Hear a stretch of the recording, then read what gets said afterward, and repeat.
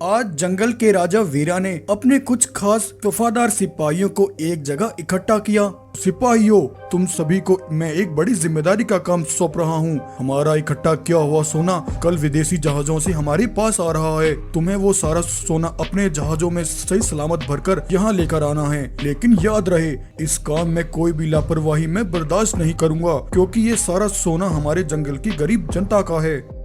वीरा के सिपाही अगले दिन जहाज में सवार होकर सोना लेने के लिए निकल पड़े। 2 दिन की लंबी यात्रा करने के बाद वीरा के सिपाही उन विदेशी जहाजों के पास पहुंचे और उन्होंने उन विदेशी जहाजों से सारा सोना अपने जहाजों में भर लिया और उसे लेकर वो अपने जंगल की ओर लौटने लगे। लेकिन कुछ दूर चलने के बाद ही अचानक से तेज तूफान शुरू हो गया और अचानक एक के बाद एक उनके जहाजों में तेज धमाके हुए। भयानक धमाकों के कारण वीरा के सिपाहियों के सारे जहाज सोने के साथ समंदर में डूब गए और वीरा के सारे सिपाही मारे गए। देखते ही सब कुछ बर्बाद हो गया। 2 दिन यूं ही बीत गए। वीरा को अपने सिपाहियों की कोई खबर नहीं मिली। तब वीरा ने एक चील को अपने पास बुलवाया। अरे चील, जरा समंदर की तरफ जाकर देखो, मेरे सिपाहियों को इतना समय क्यों लग रहा है।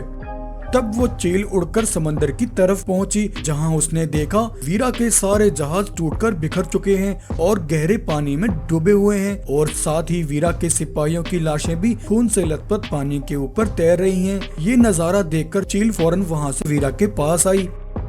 वीरा महाराज, हमारे साथ बहुत बड़ी अनहोनी हुई है। हमारे सिपाहियों के सारे जहाज टूटकर समंदर में डूब गए हैं और आपके भेजे हुए सारे सिपाही भी मारे जा चुके हैं। तुम जल्दी वहाँ मेरे साथ चलो। वीरा और उसके साथ कुछ जानवरों ने जब वहां पहुंचकर देखा तो वीरा के सिपाहियों की लाशें चारों तरफ खून से लथपथ समंदर में तैर रही थी। उनके आसपास का पानी भी खून से एकदम लाल हो गया था। वीरा के जहाज के टुकड़े पानी में डूबे हुए थे और सोने का तो कोई अता पता ही नहीं था। ये देखकर जंगल के गरीब जानवर जो कई दिनों से सोने की उम्मीद लगाए बैठे थे, उन सभी के चेहरों पर उदासी छा गई। हम सब कितने समय से इस सोने की उम्मीद लगाए बैठे थे। हमारे सारे सपनों पर पानी फिर गया। अब हमारे बच्चों का क्या होगा। तब ऐसे में वीरा ने जानवरों को समझाते हुए कहा, भाइयों, जो कुछ हुआ पूरा हुआ है, लेकिन ये समय ऐसे निराश बैठने का नहीं, बल्कि ये पता लगाने का है कि आखिर ये सब कैसे हुआ है। क्या ये सिर्फ एक दुर्घटना थी या फिर ये सब हमारे साथ किसी ने जानबूझकर किया है। जहाज के टुकड़े और सिपाहियों की लाशें तो पानी में ही तैर रही हैं, लेकिन सोना वो तो कहीं भी नहीं नजर आ रहा है। मुझे एक बार पानी की गहराई में जाकर देखना होगा। तब वीरा ने एक सबमरीन का इंतजाम किया और वो सबमरीन में बैठकर समंदर के नीचे गहराई में गया। लेकिन बहुत छानने के बाद भी उसे समंदर के नीचे कुछ भी नहीं मिला। आखिर ऐसा कैसे हो सकता है। अगर ये सिर्फ एक दुर्घटना होती तो हमारे जहाज का सोना समंदर के नीचे ही मिलता, लेकिन यहाँ तो सोने का कोई भी नामो निशान नहीं है। इसका मतलब ये तो साफ है कि ये किसी ने जानबूझकर किया है और उसी ने सारा सोना अपने कब्जे में लिया है। मुझे उस गद्दार का पता लगाना होगा। तब वीरा जानवरों के पास गया। तुम सब अपनी उम्मीदें बिल्कुल मत खोना। मैं तुम सबसे वादा करता हूँ, तुम्हारी जिंदगी में खुशहाली जरूर आएगी और वो सोना भी मैं जल्द वापस लेकर आऊंगा। कुछ दिन यूं ही बीत गए। एक दिन एक मादा घोड़ा अपने बच्चे के साथ घास चरने जंगल में जा रही थी। तभी उसने देखा थोड़ी दूरी पर 3 पंखों वाले रंगीन चीता आपस में बातें कर रहे थे। अरे भाई, हमने वो सोना तो लूट लिया, लेकिन अब उस सोने को हम कहाँ छिपा कर रखें। इस जंगल में तो ऐसी कोई भी जगह नहीं है जहाँ हम उस खजाने को रख सकें। हाँ भाई, तुम बिल्कुल सही कह रहे हो। बड़ी मुश्किल से ही वो सोना हमारे हाथ लगा है। अगर वो भी हमारे हाथों से निकल गया तो फिर हम कंगाल हो जाएंगे। अरे नहीं नहीं भाई, तुम दोनों खामखा इतना सोच रहे हो। जब तक हमारे पास ये उड़ने वाले पंख हैं, तब तक कोई भी हमारा बाल भी बांका नहीं कर सकता। इसलिए तुम बेफिक्र हो जाओ। अभी वो सोना जहाँ रखा है उसे वहीं पर रहने दो। जल्द हम उसके लिए कोई दूसरी जगह तलाश कर लेंगे। जब मादा घोड़ा ने ये सब सुना तो वो फौरन वहाँ से लौटकर वीरा के पास आई और उसने जो कुछ जंगल में देखा वो सब वीरा को बता दिया। इसका मतलब मेरा शक सही था। उन लुटेरे चीतों से वो सोना निकालने के लिए मेरे पास एक बहुत अच्छा प्लान है। ये सोचकर वीरा ने एक प्लान बनाया।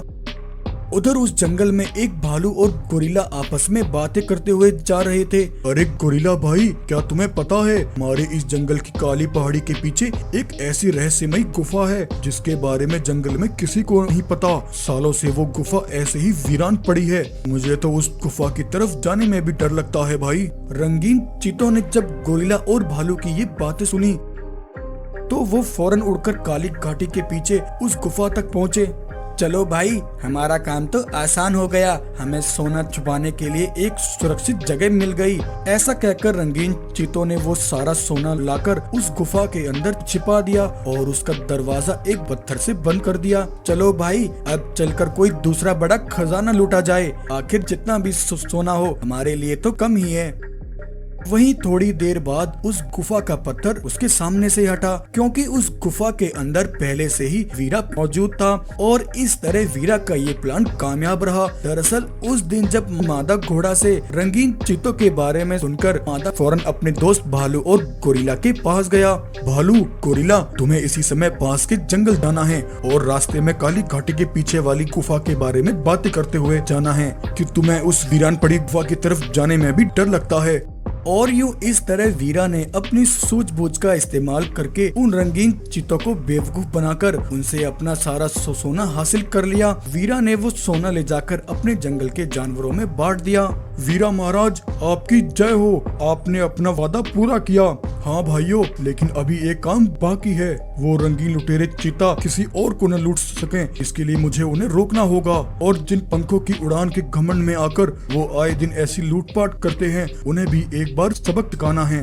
तब वीरा तुरंत जाकर एक तांत्रिक से मिला। तांत्रिक जी, कुछ लुटेरे रंगीन चीता उड़ने वाले पंख पाकर जंगल में आए दिन लूटपाट कर रहे हैं। मुझे उन्हें सबक सिखाने के लिए एक ऐसे अनोखे पंख दो जिनसे उनका घमंड चूर चूर हो जाए। वीरा की बात सुनकर तांत्रिक ने उसे अनोखे सोने के जादुई पंख दिए। तब वीरा उन जादुई पंखों को अपने अंदर छिपाकर उन तीनों रंगीन चीता के पास गया। अरे ओ रंगीन चीता, बहुत कर ली तुमने जंगल में लूटपाट। आज के बाद तुम कोई भी लूटपाट नहीं करोगे। और ऐसा करने से क्या तुम हमें रोकोगे वीरा? क्या तुम्हें दिखता नहीं हमारे पास जादुई उड़ने वाले पंख हैं, तुम हमें छू भी नहीं सकते। ये कहकर जैसे ही रंगीन चीता वहाँ से उड़ने लगे, तभी वीरा ने अपने अंदर से जादुई पंख निकाले और उन जादुई पंखों की शक्तियों से उन लुटेरे चीता के पंखों को हमेशा के लिए जलाकर राख कर दिया। अपने जादुई पंखों को खोकर रंगीन चीता को अपने किए पर बहुत पछतावा हुआ। अब यहाँ से दफा हो जाओ, और फिर से तुमने कोई लूटपाट करने के बारे में भी सोचा तो अगली बार तुम जिंदा नहीं बचोगे। ये सुनकर तीनों रंगीन चीता दुम दबाकर वहाँ से भाग गए और इस तरह वीरा ने जानवरों से किया हुआ अपना वादा पूरा किया और सोने को पाकर जानवरों का जीवन अब खुशहाल हो गया। तो ये कहानी आपको कैसी लगी? अगर स्टोरी पसंद आई हो तो वीडियो को लाइक, शेयर एंड सब्सक्राइब जरूर करें।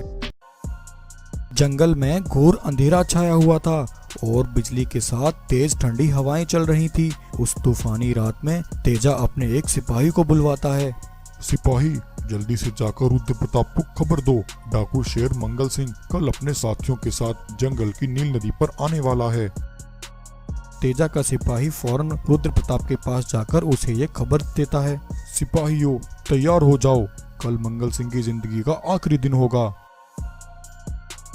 अगले दिन मंगल सिंह अपनी पत्नी और सभी सिपाहियों के साथ जंगल की नील नदी पर आता है। मंगल सिंह की पत्नी की पीठ पर उसका एक नवजात बेटा होता है जो कुछ दिनों पहले ही मंगल सिंह के यहाँ पैदा हुआ था। जैसे ही मंगल सिंह अपनी पत्नी और सिपाहियों को लेकर नील नदी को पार करता है, तभी दोनों तरफ से वीरभान और उसके सिपाही वहाँ आकर मंगल सिंह का रास्ता रोक लेते हैं। मंगल सिंह, तुम्हारी भलाई इसी में है कि तुम खुद को मेरे हवाले कर दो। नहीं वीरभान, जब तक मेरी सांसें चल रही हैं, मैं खुद को तेरे हवाले नहीं करूंगा। ये सुनकर वीरभान और उसके सिपाही मंगल सिंह पर हमला कर देते हैं और एक एक करके मंगल सिंह के सारे सिपाहियों को मौत के घाट उतार देते हैं। वीरभान मंगल सिंह पर एक जोरदार हमला करता है और मंगल सिंह को वहीं जान से मार डालता है। मंगल सिंह की पत्नी शेरनी इस घटना को बर्दाश्त नहीं कर पाती और अपने बच्चे को बचाने के लिए वह नदी में कूद पड़ती है और अपनी जान दे देती है। वीरभान उसे बचाने की बहुत कोशिश करता है, लेकिन वह उसे नहीं बचा पाता। वीरभान की नजर मंगल सिंह के अनाथ बच्चे पर पड़ती है। बेटा मुझे माफ करना, मेरी दुश्मनी सिर्फ तुम्हारे पिताजी के साथ थी। मैं चाहकर भी तुम्हारी माँ को बचा ना सका, लेकिन तुम खुद को अनाथ मत समझो। बरसों से मेरी कोई औलाद नहीं है। आज भगवान ने मुझे तुम्हें देकर मेरी बरसों की इच्छा पूरी कर दी है। आज से तुम मेरी संतान हो और मैं तुम्हारा पिता हूँ। वीरबान उस नन्हे अनाथ सफेद शेर को लेकर अपने घर आ जाता है और उसका अच्छे से पालन पोषण करता है। धीरे धीरे समय बीतने के साथ वह अनाथ सफेद शेर बड़ा होने लगा। वीरबान अपने बेटे का नाम शिवा रखता है, लेकिन शिवा के बड़े होते ही जंगल के जानवर अनाथ सफेद शेर से नफरत करने लगते हैं। नहीं नहीं, हम तुम्हें अपना दोस्त नहीं बना सकते। तुम एक डाकू के बेटे हो और एक डाकू का बेटा हमारा दोस्त कभी नहीं बन सकता। एक दिन शिवा अपने पिता वीरबान के पास आता है। पिताजी, जंगल में कोई मुझसे प्यार नहीं करता, सब मुझसे नफरत करते हैं और कहते हैं कि मैं एक डाकू का बेटा हूँ, इसलिए मुझसे कोई दोस्ती नहीं करना चाहता। पिताजी आप मुझे बताइए, आखिर ये सब क्या है? क्या मेरे पिताजी सच में एक डाकू थे और मेरे पिता को किसने मारा? मुझे ये सब जानना है पिताजी। नहीं शिवा, तुम मेरे बेटे हो। तुम जंगल में हो रही इन बातों पर कभी विश्वास मत करना और समय आने पर मैं तुम्हें सब बता दूंगा। कुछ वर्ष ऐसे ही बीत जाते हैं। एक दिन तेजा का एक खास सिपाही उसके ठिकाने पर आता है। तेजा, आज मैं तुम्हारे लिए एक बहुत अच्छी खबर लेकर आया हूँ। आज से 10 साल पहले तुमने वीरभान को जो बर्बाद करने की कसम खाई थी, अब उसका पूरी करने का समय आ गया है। जिस अनाथ को वीरभान ने खुद का नाम दिया, वह शिवा अब बड़ा हो चुका है। अब तुम्हें बस आग में घी डालने की जरूरत है। आखिर 10 वर्ष पहले ऐसा क्या हुआ था जिसकी वजह से तेजा और वीरभान दोनों दुश्मन बन गए थे? दरअसल तेजा और वीरभान दोनों सगे भाई थे। 10 वर्ष पहले तो दोनों भाई अपने पिता वीर सिंह के साथ रहा करते थे। वीरभान उम्र में अपने भाई तेजा से बड़ा और बुद्धिमान था। वह समय समय पर जंगल के जानवरों की मदद करके उन्हें हमेशा खुश रखता था। अपने बेटे वीरभान के इस व्यवहार से वीर सिंह बहुत प्रसन्न थे। एक दिन वीरभान ने जंगल में सभी जानवरों की एक सभा बुलाई। मैंने इस जंगल के अगले राजा का निर्णय ले लिया है। इस जंगल का नया राजा मेरा बड़ा बेटा वीरभान होगा। वीर सिंह के इस फैसले से सभी जानवर सहमत होते हैं, लेकिन वहीं वीर सिंह का छोटा बेटा तेजा अपने पिता के इस फैसले से नाराज हो जाता है और गुस्से में आकर उस सभा से चला जाता है। तेजा एक खुफिया जगह पर आकर अपने सिपाहियों के साथ एक प्लान बनाता है। मैं ऐसा कभी नहीं होने दूंगा। ये पिताजी ने बिल्कुल ठीक नहीं किया। जंगल का राजा तो मैं ही बनूंगा, चाहे फिर उसके लिए मुझे अपने पिता को ही क्यों ना मारना पड़े। और एक रात तेजा अपने सिपाहियों के साथ आकर घात लगाकर अपने पिता पर हमला करके वीर सिंह को जान से मार डालता है। जब वीरभान को इस बात का पता लगता है तो वीरभान गुस्से से पागल हो जाता है। तेजा, मैं तुझे नहीं छोड़ूंगा। तूने मेरे मासूम पिता को मार डाला, मैं तुझे जिंदा नहीं छोड़ूंगा। वीरभान अपने सिपाहियों के साथ जंगल में तेजा की तलाश शुरू कर देता है। तेजा वीरभान से बचने के लिए अपना जंगल छोड़ देता है और एक दूसरे जंगल में आकर रहने लगा। इस तरह तेजा अपने ही पिता की हत्या करके अपने भाई वीरभान को खुद का सबसे बड़ा दुश्मन बना लिया था। हाँ मेरे वफादार सिपाही, तुम बिल्कुल सही कह रहे हो। मैंने बरसों से उस जंगल पर राज करने का एक सपना देखा है। मैं वीरभान को बर्बाद कर दूंगा, लेकिन उससे पहले मुझे वीरभान और उसके उस अनाथ बेटे को अलग करना होगा। एक दिन शिवा जंगल की नदी के किनारे पानी पीने आया होता है। तभी तेजा अपने सिपाहियों के साथ वहां आता है। तेजा और उसके सिपाहियों को देखकर शिवा हैरान हो जाता है। कौन हो तुम और तुमने मेरा रास्ता क्यों रोका? शिवा, मेरा नाम तेजा है। मैं एक बहुत बड़ा राज बताने वाला हूँ जो तुम्हारी आंखें खोल देगा, जिसे सुनकर तुम्हें खुद पर गुस्सा आने लगेगा। आखिर तेजा शिवा को ऐसा कौन सा राज बताने वाला है? ये सब हम कहानी के अगले भाग में देखेंगे। कहानी के पहले भाग में इतना ही। तो प्यारे दोस्तों, कैसी लगी आपको आज की हमारी ये स्टोरी? अगर आपको ये स्टोरी अच्छी लगी हो तो वीडियो को लाइक और शेयर करें और हमारे चैनल पर ऐसी ही अमेजिंग स्टोरीज देखने के लिए सब्सक्राइब करें। भानगढ़ का राजा शेरा अपनी विशाल और ताकतवर सेना के साथ भानगढ़ पर हुकूमत करता था। वो अपनी विशाल और ताकतवर सेना के साथ आए दिन जंगल में लूटपाट करता था। कई इलाकों को शेरा ने अपनी ताकत के बलबूते पर कब्जे में कर लिया था। शेरा की ताकत बहुत बढ़ चुकी थी। सैकड़ों इलाके और दौलत लूटकर भी शेरा का पेट नहीं भरा था। अब उसकी नजर एक ऐसे जादुई सुनहरे अंडे पर थी जो एक रहस्यमयी जगह पर था और उसका पता कोई नहीं जानता था। शेरा बरसों से उस सुनहरे अंडे की तलाश में था। मैंने आज तक जो भी चाहा वो अपने दम पर हासिल किया। अब मेरा एक ही मकसद है, वो रहस्यमय जादुई सुनहरा अंडा। मैंने अपने पूर्वजों से सुना था उस सुनहरे अंडे के अंदर वो ताकतवर शक्तियां हैं जिन्हें अगर कोई एक बार हासिल कर ले, उसकी ताकत और शौहरत के आगे फिर कोई नहीं टिक सकता। उन शक्तियों को हासिल करने वाला इस दुनिया पर राज करता है और उस जादुई सुनहरे अंडे को इस धरती पर हासिल करने वाला सिर्फ एक ही है और वो है मैं। हा हा हा हा हा हा हा हा हा हा हा हा हा। उधर भानगढ़ के पश्चिम दिशा में बसने वाले राजा रुद्र के यहाँ दावत की तैयारियां चल रही थी। रुद्र के सारे सिपाही तैयारियों में लगे। तभी रुद्र ने एक सिपाही को अपने पास बुलाया। आज हमारा इकलौता पुत्र 10 वर्ष का हो गया है। इस खुशी के अवसर पर हम एक विशाल दावत का आयोजन कर रहे हैं। तुम आसपास के सभी राजाओं को हमारे बेटे के जन्मदिन की दावत में आने का न्योता दो। और हाँ, याद रहे, उस राजघराने के दुश्मन शेरा को न्योता नहीं पहुँचना चाहिए। रुद्र शेरा के जुल्म और अत्याचारों की वजह से उससे नफरत करता था। उसने जैसे तैसे अपने जंगल को शेरा की नजरों से बचा कर रखा हुआ था। रुद्रा के आमंत्रण पर आसपास के सभी जंगलों के राजा दावत में हिस्सा लेते हैं। रुद्र के सभी मेहमान और जंगल के जानवर मजे से दावत का आनंद लेते हैं। लेकिन तभी अचानक आसमान में घने काले बादल आ जाते हैं और तेज तूफान के साथ मूसलाधार बारिश होने लगती है। ये अचानक इस मौसम को क्या हुआ? रुद्र महाराज, ऐसा लगता है मानो कोई बड़ा तूफान आने वाला हो। सब मेरी बात ध्यान से सुनो, जल्दी से खेमे के अंदर चलो, तूफान बहुत तेज है। रुद्र अपने सभी मेहमानों को खेमे के अंदर ले गया। काफी वक्त बीत गया लेकिन बारिश रुकने का नाम नहीं ले रही थी। लगातार हो रही तेज मूसलाधार बारिश से नदियों और समुद्र का पानी उफान मारने लगता है और देखते ही देखते रुद्रा के जंगल में बाढ़ आ जाती है। ये देख रुद्रा अपने सिपाहियों से कहता है, सिपाहियों, तुम सभी जानवरों और मेहमानों को लेकर पहाड़ी पर पहुंचो। अब हमारा इस समय यहाँ रुकना खतरे से खाली नहीं है। तब तक मैं इस बाढ़ को रोकने का कोई उपाय सोचता हूँ।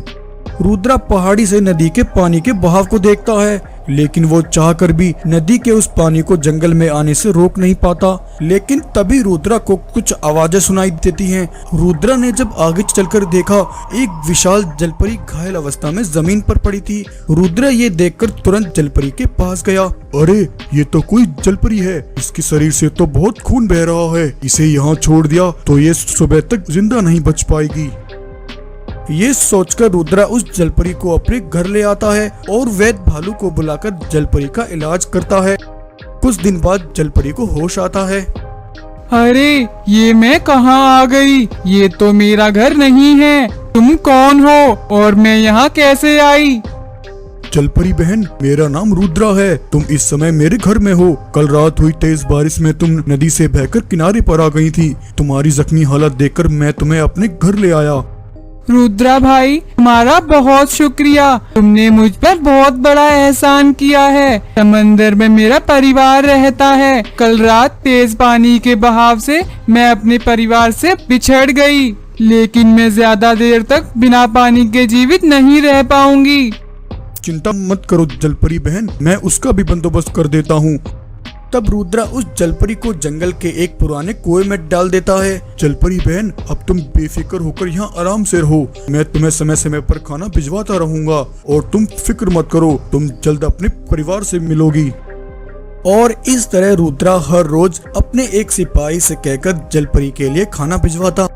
एक दिन रुद्रा जलपरी के लिए खुद खाना लेकर आया। उस दिन रुद्रा कुछ परेशान सा था। क्या हुआ रुद्रा? आज तुम बहुत परेशान लग रहे हो।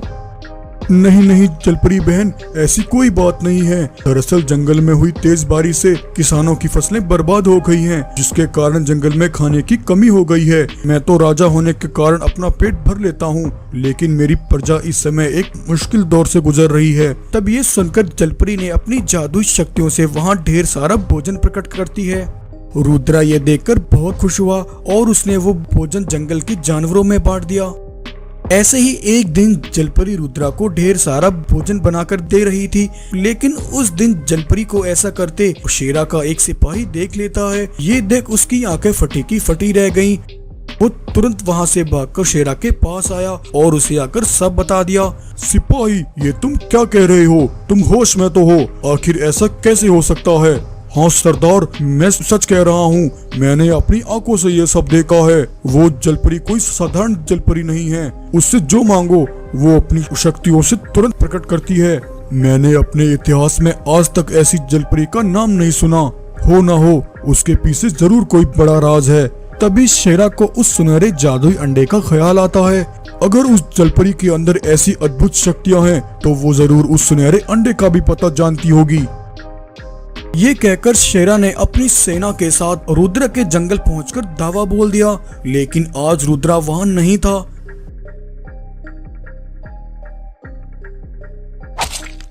शेरा ने वहां बहुत खून बहाया, सब कुछ उजाड़ कर रख दिया।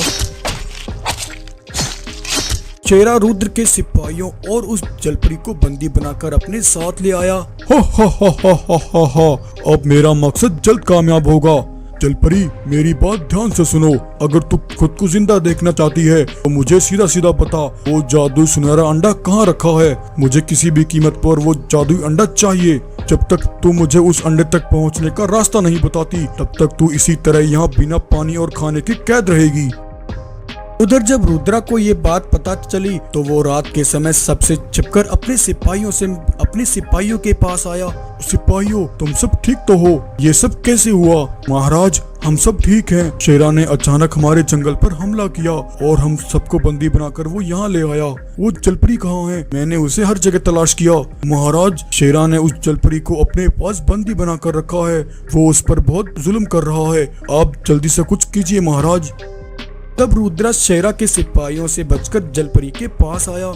रुद्रा, इसका बस एक ही हल है। तुम्हें शेरा से पहले उस सुनहरे अंडे को हासिल करना होगा। उसकी शक्तियाँ ही हमें और तुम्हारे इस जंगल को बचा सकती हैं। ये कहकर जलपरी ने रुद्रा को उस अंडे तक पहुंचने का रास्ता बताया और रुद्रा एक लंबी यात्रा करके उस सुनहरे अंडे तक पहुंचा। हे सुनहरे अंडे, मेरा जंगल इस समय बहुत बड़ी मुसीबत में है। तू मुझे ऐसी शक्तियाँ दे जिससे मैं अपने दुश्मन को खत्म कर सकूं। तभी उस सुनहरे अंडे से एक तेज रोशनी निकली और वो रुद्रा के अंदर समा गई। और फिर रुद्रा भागता हुआ शेरा के पास पहुंचा और उसने अपनी शक्तियों से उसने शेरा पर आक्रमण कर दिया और देखते ही देखते शेरा और उसके सारे सिपाहियों को रुद्रा ने मौत की नींद सुला दिया और फिर सब कुछ ठीक हो गया। रुद्रा ने जलपरी को आजाद कराकर उसे समंदर में छोड़ दिया। जलपरी ने रुद्रा के एहसान के बदले उसके जंगल को फिर से हरा भरा कर दिया। तो ये कहानी आपको कैसी लगी? अगर कहानी पसंद आई हो तो वीडियो को लाइक करें और ऐसे ही मजेदार कहानियां देखने के लिए चैनल को सब्सक्राइब करें।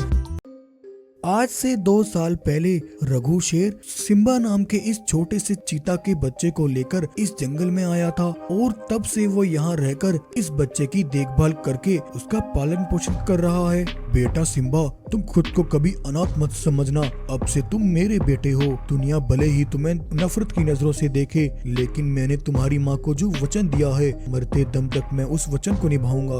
आखिर सिम्बा नाम का ये बच्चा कौन है जिसके लिए रघु ने अपनी राजगद्दी छोड़ दी, जिसके लिए उसने अपना घर बार सब त्याग दिया और सबसे दूर यहाँ आकर रहने लगा?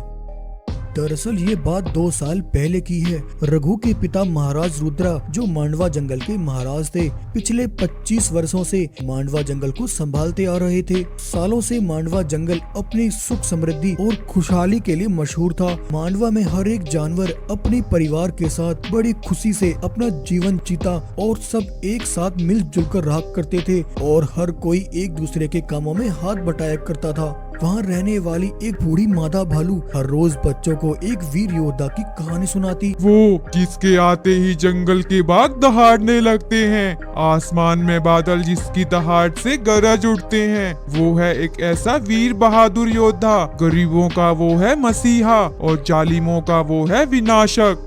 वो था रुद्रा महाराज का इकलौता बेटा रघु, अपनी बहादुरी के लिए जिसने मांडवा में अपना नाम कायम किए हुए था। जिसकी बहादुरी और जज्बे को देखते हुए रुद्र महाराज ने रघु को मांडवा की जिम्मेदारी सौंपी थी। उधर खतरनाक दरिंदे जानवरों का एक बड़ा दस्ता लिए कांचा बाग मांडवा जंगल पर अपना कब्जा करने के लिए उसकी ओर बढ़ रहा था। उसने मांडवा की सीमा के बाहर ही अपने सिपाहियों के साथ डेरा डाल लिया और वहीं से वो मांडवा पर हमले की तैयारी करने लगा।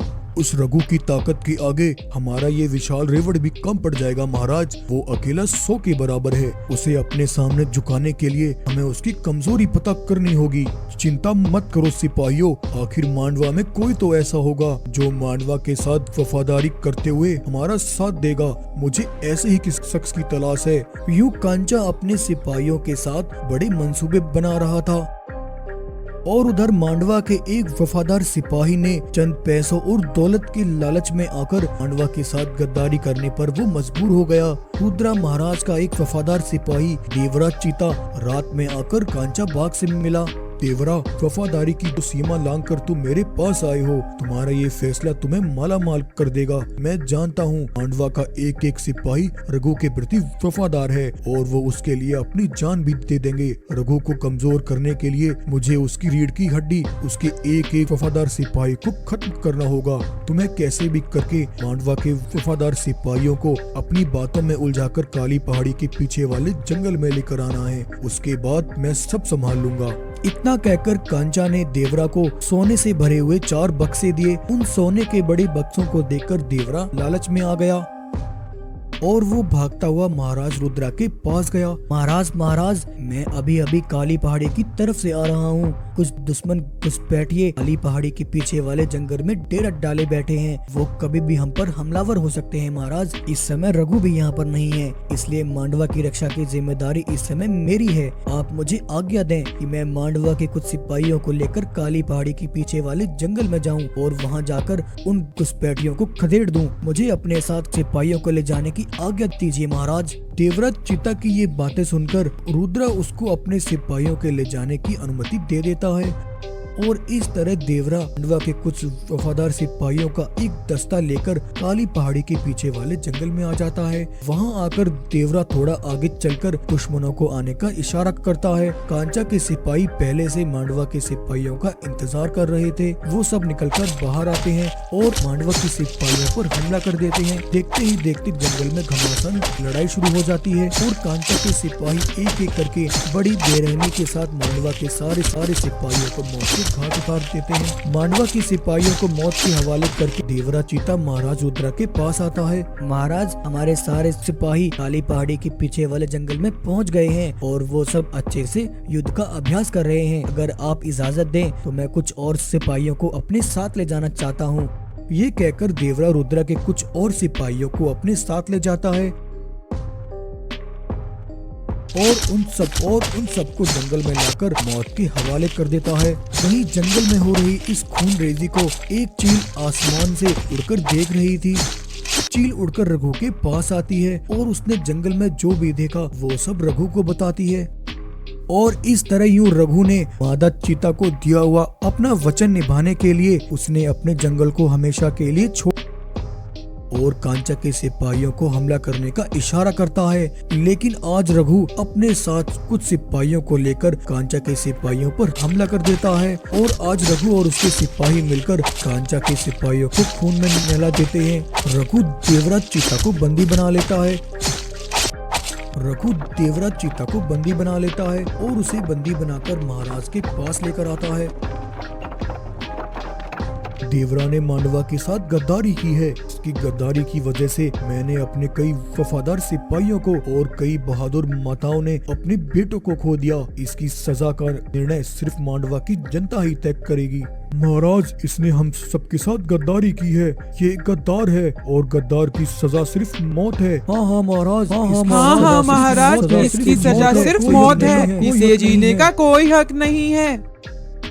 वहीं जानवरों की भीड़ में देवरा का परिवार भी मौजूद था। महाराज, इसे छोड़ दो, इसे माफ कर दो। मेरा बेटा अपने पिता के बिना नहीं रह पाएगा। इसे छोड़ दो महाराज।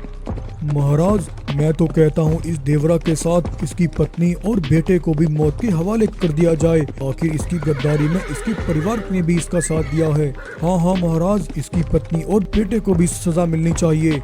आप सब शांत हो जाइए। कोई भी देवरा की पत्नी और बेटे को कुछ नहीं करेगा। ये दोनों बेकसूर हैं। गद्दारी सिर्फ देवरा ने की है और सजा भी सिर्फ देवरा को ही मिलेगी। महाराज, अगर ऐसी बात है तो इस देवरा का परिवार हमारे साथ मांडवा में नहीं रह सकता। इसे मांडवा से बाहर कर दो। इसी बीच रघु सबकी बातें सुनकर गद्दार देवरा को लकड़ियों से बांधकर उसे आग के हवाले कर देता है। ये देख देवरा की पत्नी मादा चीता भागती हुई रघु के सामने आती है। रघु, मुझसे वादा करो, तुम मेरे बेटे का ख्याल रखोगे, इसे कभी भी हमारी कमी महसूस नहीं होने दोगे। वादा करो रघु। हाँ बहन, मैं तुमसे वादा करता हूँ, मैं तुम्हारे बेटे को अपने बेटे की तरह पालूंगा। इतना कहकर मादा चीता भागती हुई खुद को उस आग के हवाले कर देती है और उस आग में कूदकर अपनी जान दे देती है। देवरा का बेटा सिम्बा अपने माता पिता की मौत देखकर उसका दिल आग से झुलस उठता है। महाराज, देवरा का ये बेटा कल को ये भी बड़ा होकर हमारे साथ गद्दारी करेगा। आखिर इसके अंदर भी गद्दार का खून दौड़ रहा है, इसलिए इसे इस जंगल से बाहर कर दिया जाए। ये हमारे साथ मांडवा में नहीं रह सकता। रघु, मांडवा के जानवर सही कह रहे हैं, तुम इसे इसी समय जंगल में छोड़ाओ। नहीं पिताजी, अगर ऐसी बात है तो मैं भी सिम्बा के साथ जाऊंगा, क्योंकि मैंने इसकी माँ को वचन दिया है, मैं मरते दम तक इसकी रक्षा करूंगा। और इस तरह यूं रघु ने मादा चीता को दिया हुआ अपना वचन निभाने के लिए उसने अपने जंगल को हमेशा के लिए छोड़ दिया और सिम्बा के साथ एक दूसरे जंगल में आकर रहने लगा।